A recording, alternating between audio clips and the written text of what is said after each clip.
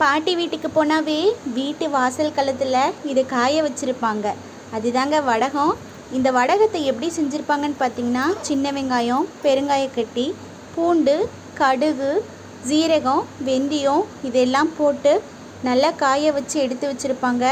என்ன பாட்டி இதுன்னு கேட்டால் குழம்பு தாளிக்கிற வடகம்னு சொல்லுவாங்க. அதை தாங்க நிறைய பேர் இப்போ என்னன்னே தெரியாமலும் இருக்காங்க, அதை எப்படி யூஸ் பண்ணுறதுன்றும் தெரியாமல் இருக்காங்க. இது குழம்புக்கு போடும்போது தாளிக்கவும் செய்வாங்க. தெரியாதவங்க இந்த மாதிரி நிறைய பேர் என்ன பண்ணுவாங்கன்னா, சின்ன வெங்காயம், பூண்டு, கருவேப்பிலை இதெல்லாம் சேர்த்து கொஞ்சமாக வரமிளகாய் சேர்த்துப்பாங்க.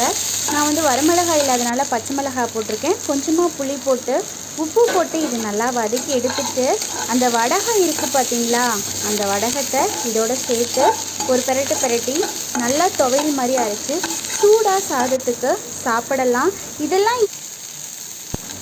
இதெல்லாம் இப்போ இல்லவே இல்லைங்க. நிறைய பேர் இது எப்படி பயன்படுத்துறதுன்னு தெரியாமல் இருக்காங்க.